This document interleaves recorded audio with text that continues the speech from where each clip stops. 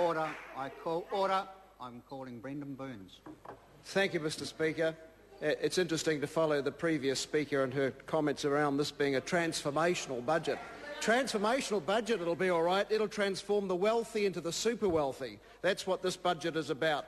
This is a shiny budget, but it's a hollow budget. And it's a budget which has been designed to repay the shiny but hollow men. It's got some sizzle in it, but there's not much meat in the sausage.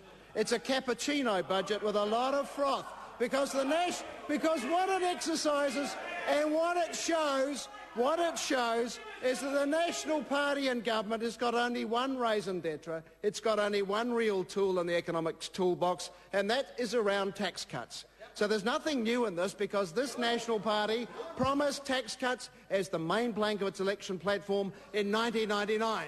It promised the main plank of its election platform in 2002. It promised it as the main plank of its election platform in 2005, and it promised it as the main plank of its election platform in 2008. And here we are in 2010, and those at the top end of town are getting their third tax cut in 3 years. And all the time we are being told that this is going to lead us somehow out of the economic woods by cutting taxes. Well, where have we heard that before? I wonder if this is a philosophy that Greece might have followed, because effectively they've had tax cuts because nobody's paid tax, and now they're in economic meltdown. Here we are in a world which is still so precarious that somebody misentering a figure onto a Wall Street screen can take billions of dollars off the value of Wall Street, and we are somehow meant to believe that all is well. We've gone through the recession, we're absolutely out of the woods, and it's time to deliver the third set of tax cuts for the top end of town, when we have just got through, supposedly, the worst economic situation the world has faced till the 1930s. I say this to the National Party opposite: you are supposed to be the Conservatives. Where is the fiscal prudence in this budget? Where's the fiscal prudence? Where is the party which was once the introducer of fiscal responsibility? You are supposed to be a Conservative party. That means conserving. You accuse this party opposite of being a tax and spend party at times. Here's the budget. Order. Apologies, Mr Speaker. You know what I'm going to say? Yes, Brendan Burns. The National Party is supposed to be a Conservative party. It accuses the Labor Party at times of being a tax and spend party, and yet this budget represents a cut tax, borrow and hope approach. The member opposite referred to hope. That's what's encapsulated in this bill. It's all around hope. This is a budget that is all shine and no substance. At first glance, the tax cuts may look good, modest though they be for middle and low income earners, but people will soon work out the not so hidden costs in this budget. They won't take time to work it out. They'll see very rapidly, once we see the tax cuts take effect, the inflationary tsunami. 6%, nearly 6% is the Treasury prediction for what's going to engulf household budgets as a result of this bill. 6% increase in inflation, more than twice the rate we've had over the last previous years. We're going to see GST up to 15% through this bill. 76% of people in my electorate of Christchurch Central earn below $40,000 a year. And a poll in the press this morning indicated that the majority do not believe that that increase is appropriate, no matter what promises this government makes about compensating them, because they are suspicious. They can see the writing on the wall. They know they'll end up, especially those on lower incomes who spend every dollar that they get, and a one-off compensatory move will not compensate them for the long-term inflationary impacts of this bill and what it introduces. What about the people who are going to lose some of the funding they currently enjoy for early childhood support? The estimation is that that could mean $1.50 an hour on the costs that some parents are meeting for children in early childhood facilities. So there we go. If you've got one child in early childhood and you're paying $1.50 extra an hour, tell that to constituents if you had any hikea parata, $1.50 an hour, $60 a week for one child. Well, that's twice the average income tax cut even before GST takes effect.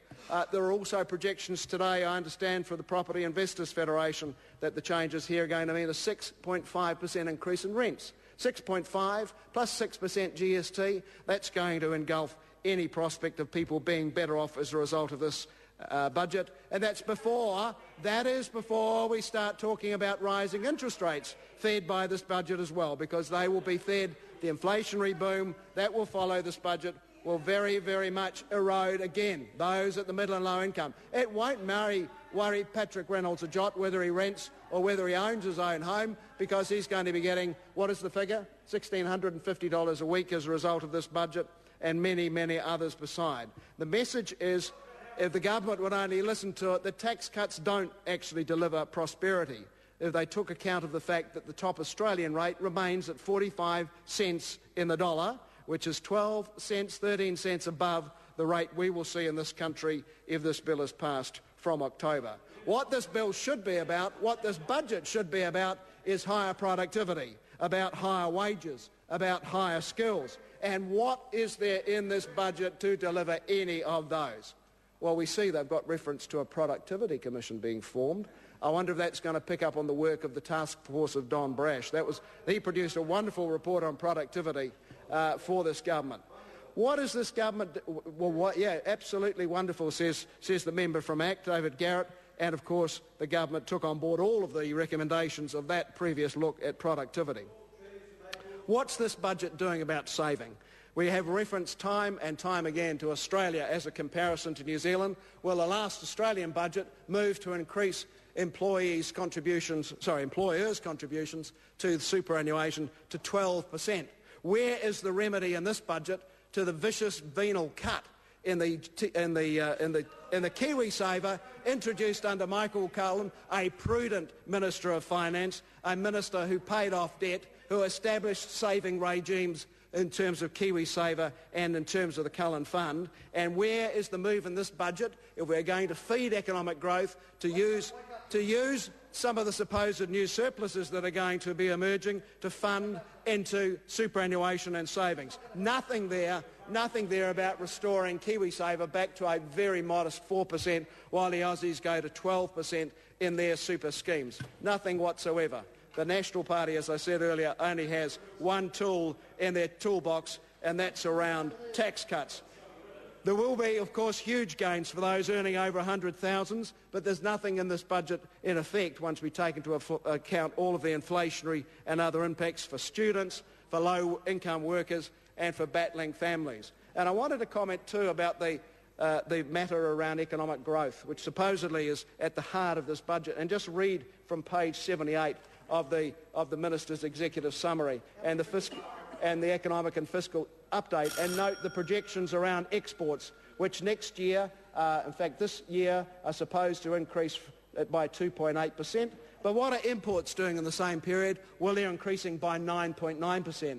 Next year, 2.4% increase in exports. But what are imports doing? A 10.8% increase. That's the measure of this budget. It will feed into import growth because some at the top end will be spending their money. There may be some modest increase in internal economic growth as a result, but where's the productive sector going to gain from this budget? Where is the benefit to the productive sector? There is nothing there from it, and no wonder Burl has made commentary around and commenting, in fact, quoting the Minister about our largest single vulnerability as an economy and nation is our net external liabilities, how we owe the world around 90% of our current GDP. And what is this budget doing? Well, we're actually going to see the percentage of our budget as a measure of our external liabilities growing over the next 3 to 4 years to 99% of GDP. So we're actually going backwards at the very time as we become